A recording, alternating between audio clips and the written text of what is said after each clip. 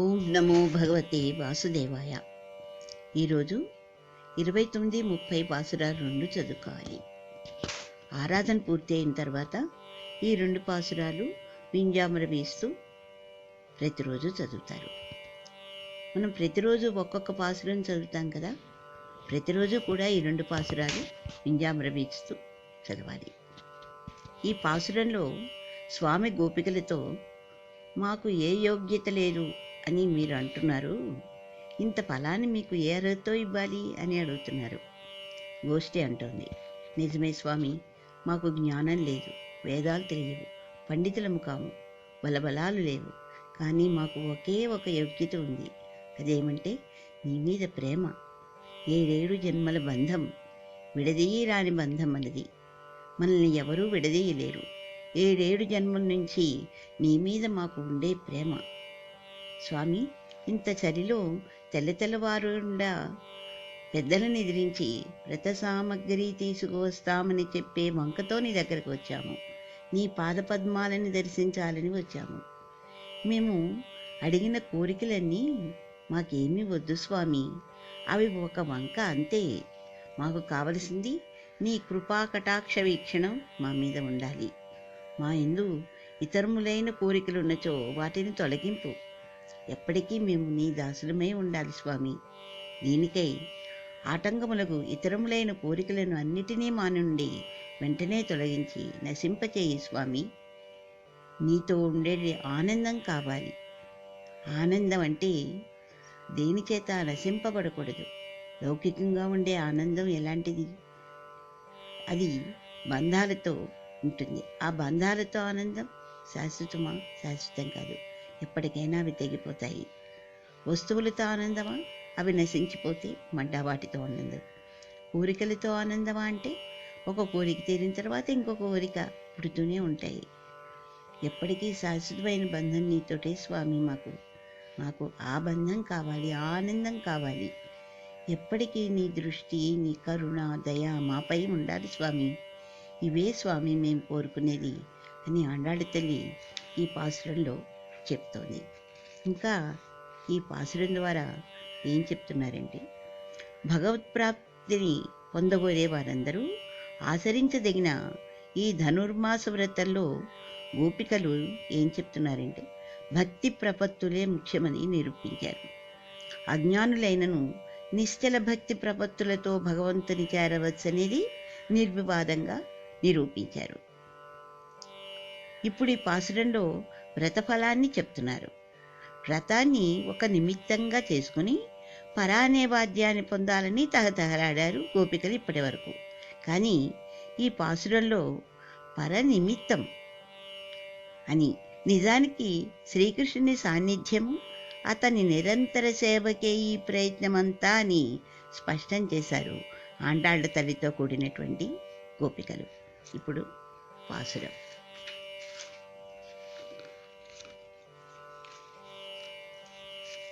சித்தும் சிறுகாலே வந்துன்னிச்சேவித்து உன் பொத்தாமரை இடையே போத்தும் பொருள் கேளாய்.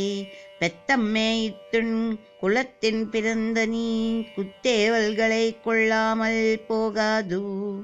இத்தைப்பரே கொள்வான் கோவிந்தா, எத்தைக்கு மேலேலு பிறவிக்கும் உந்தன்னோடு தோமேயாவோ முனக்கே நாமாள் செய்வோம். மத்தே நங்காமங்கள் மாத்தேலோரெம்பாவாய்.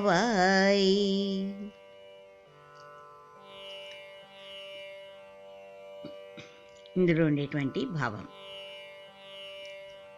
స్వామి, తెల్లవారుకు ముందుగానే నీ ఉండెడి తావునకే మేమే స్వయముగా ఏతించి నిన్ను సేవించి ఆ పిమ్మట నీ యొక్క సువర్ణములైన తామర పువ్వులు వలె స్పృహణీయములైన నీ పాదములను కీర్తనమునరించుచున్నాము.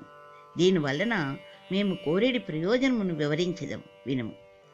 ఓ స్వామి, పశువులను మేపి అవి మేపిన పిదప భుజించడి మా గోపకులమందు జనించిన నీవు మేము నీ కొరకై చేయదలిచిన అంతరంగ కైంకర్యములు స్వీకరింపకుండా వీలులేదు అనగా మాలో పుట్టితివి గనక స్వీకరించి తీరవలేయాలి. గోవిందా, ఇప్పటి వరకు మేము చెప్పినట్లు నీవు అనుకొనుచున్న కేవలము పరై అనేది విశేష వాయిద్యమును అనగా ఢంక తీసుకొనుడు కాదయ్యా. మేము ఈ వ్రత ఆచరణమునకు యత్నించినది మరి మేము కోరడి పరై అన్నది వేరు. అదేమంటే 7 జన్మల వరకు ఆత్మయున్నంత వరకు నీతోని సకల విధమైన బంధుత్వము కలవారముగా మేము కావలేను.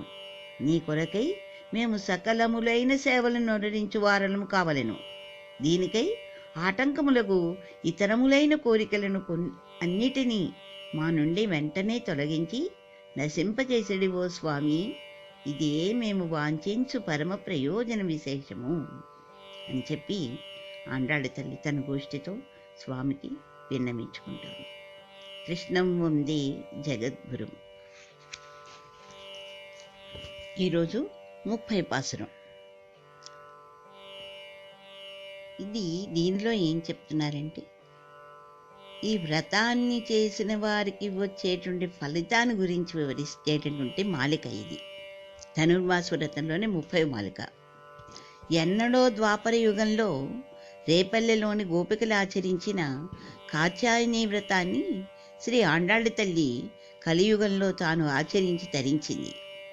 ఈ 30 రోజుల వ్రతానుష్ఠానం వలన భక్తి ప్రవత్తులతో భగవంతుని సాన్నిధ్యాన్ని పొందవచ్చునని నిరూపించింది ఆండాళ్ళ తల్లి.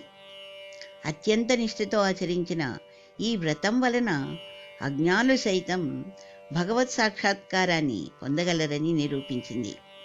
తాను అనుసరించి ఇతరులచే అనుసరింపచేసి మార్గదర్శకురాలై ఆచార్య పురుషాకారాన్ని వహించి మనబోటి వారిని తరింపజేయ సమకట్టి తల్లి మనకు అనుగ్రహించినది ఈ వ్రతాన్ని. ఈ తిరుప్పావై దివ్య ప్రబంధాన్ని అనుసంధించి మనము తరిద్దాం, అమ్మ రుణాన్ని తీర్చుకుందాం.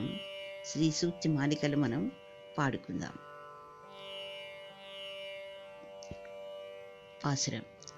வங்கக்கடல் கடைந்த மாதவனை கேசவனை தெங்கள் திருமுகதச் செய்யார் சென்றிரைஞ்சி அங்கப்பரே கொண்ட வாத்தை எணிப்புதுவை பைங்கமலத் தென்னெறியல் பட்டர் பிரான் கோடை சொன்னான் செங்கத்தமிழ் மாலை 30 துப்பாமி இங்கிப் பரிசுரைப்பாரீரிரண்டு மால்வரை தோள் செங்கின் திருமுகுத்துச் செல்வத் திருமாலால் எங்கும் திருவருள் பெத்து இம்புருவரம் பாவாய் ஆண்டாள் తిరువడిగలే శరణం.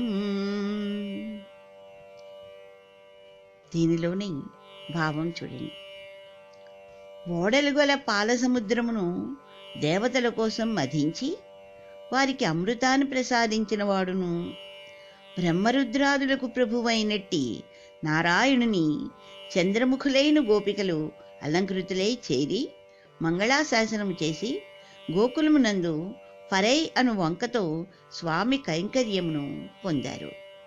వీరు పొందిన ఈ కైంకర్య విధమునంతను అలంకారమైన శ్రీ విల్లుపుత్తూరులో అవతరించినట్టియును తామర పూసలమాలను ధరించిన పేరియాళ్వార్ల అంటే విష్ణు చిత్తులు పుత్రికి అయిన గోదాదేవి ఆండాళ్ళ తల్లి సాయించింది.